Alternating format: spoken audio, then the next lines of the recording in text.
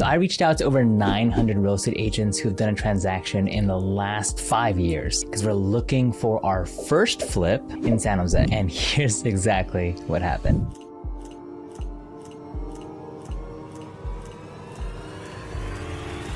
What's up, you guys? My name's Josh Baldovino. I'm a marketer and I'm a real estate investor, and we are looking for our first flip in the Bay Area because we need to stack more cash. Now, we've done a lot of BRRRR deals in Columbus, Ohio. We've done some short-term rentals and even syndicated an apartment complex in Dallas. But the only deal we've actually closed on in California was our short-term rental in Joshua Tree. Now, you get to a certain point to where you're gonna start needing more cash. And so over the last 3 years, we have bought some deals, we've raised private money, we've done partnerships, but you eventually also start just need to have more cash to do more deals faster. And that's why we're flipping in the Bay Area. The price points are a lot higher, but the profits can also be way higher as well. Now, while we've done lots of rehab projects, and actually all of them being remote, this is the first one where we are now in the $1 million price point, and I want to make sure that we are not messing this up. How the heck can we feel comfortable about buying a house for $1 million and then selling it for 1.5 to make a couple $100,000 in profit? Well, we can't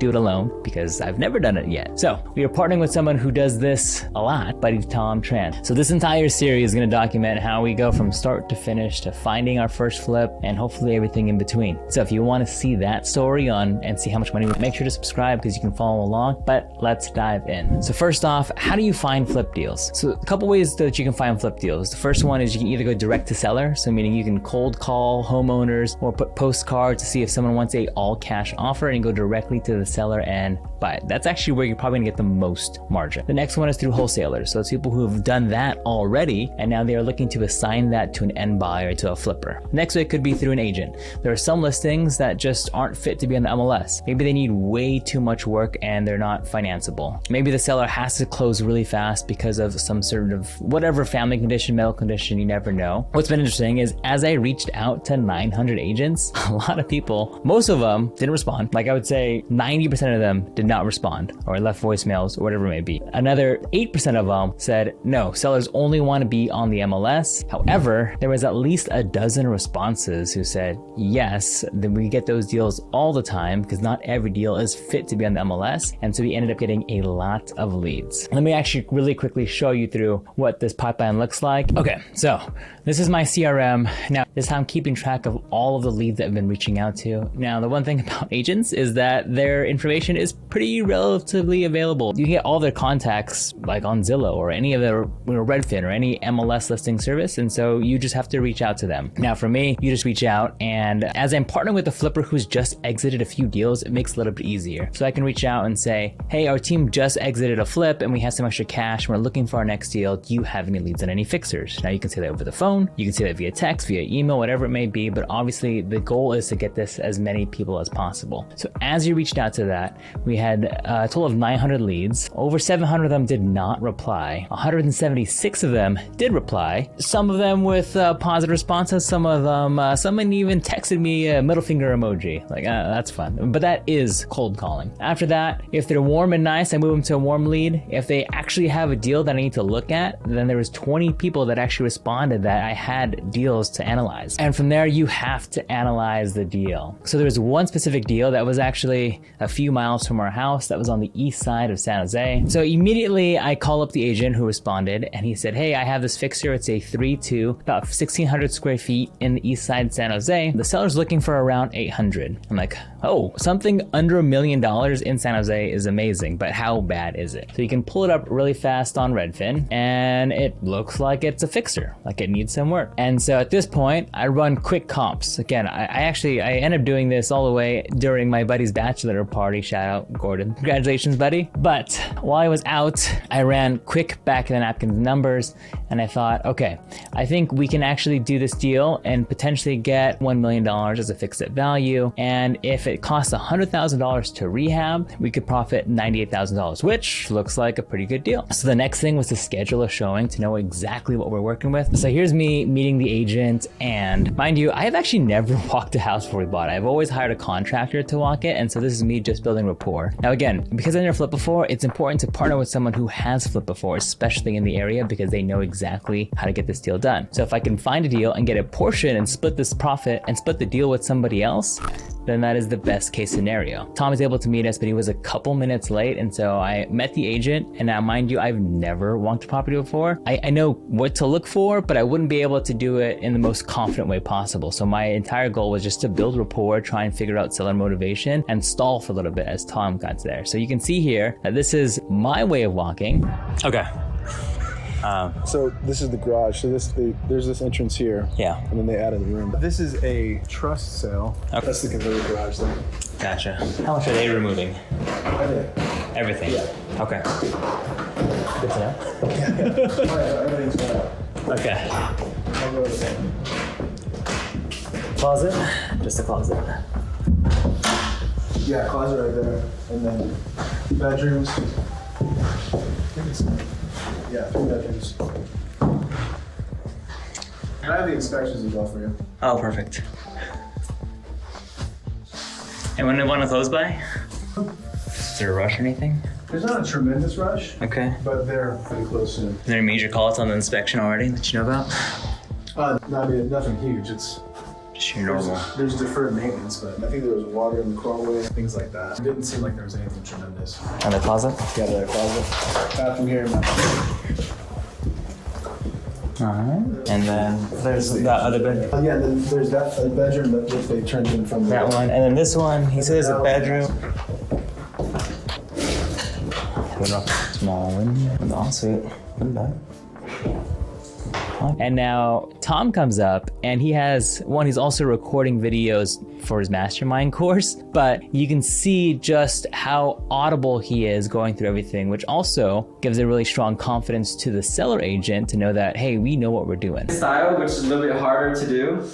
So diamond style with the curveless, we just do shower pans. We just try to save money with shower pans, but they actually tiled it out all the way to the ceiling. So if only they chose a better looking tile. Another way to save money, we can just paint the tiles. Yeah, I've seen people paint the tiles and it looks new.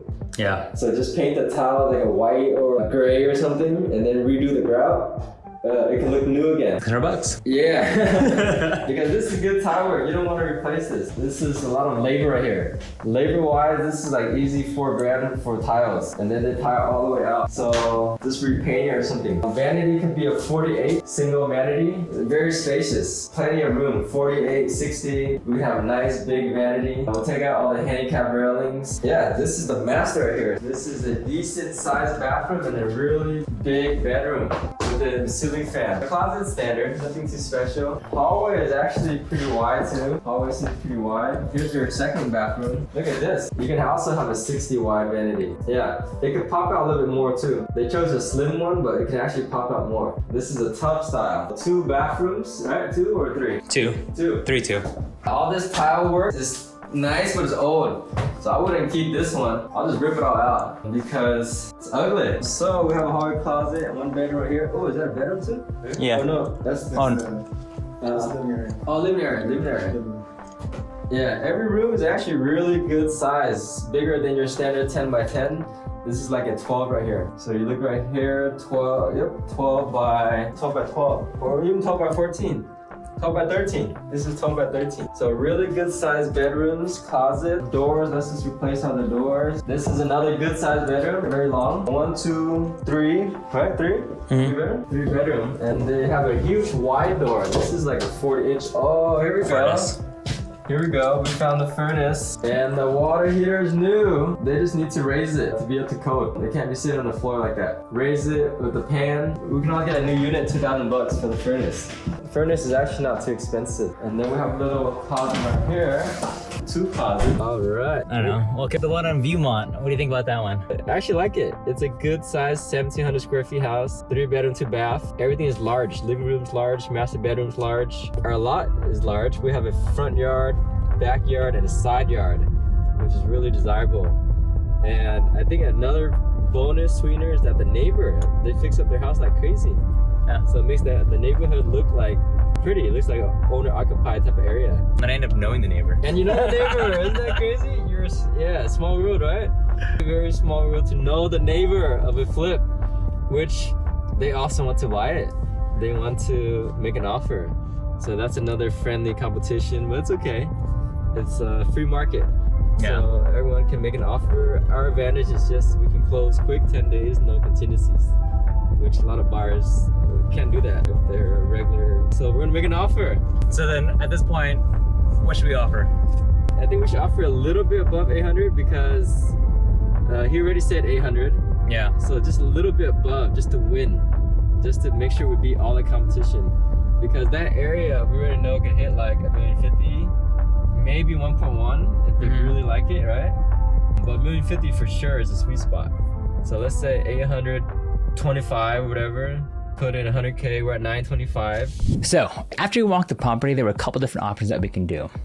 The first off is we could either do a light fix. So say we were able to get this for $800,000 and only put in $30,000 because it's not a horrible condition. So paint, floors, and then just put it right back on the market.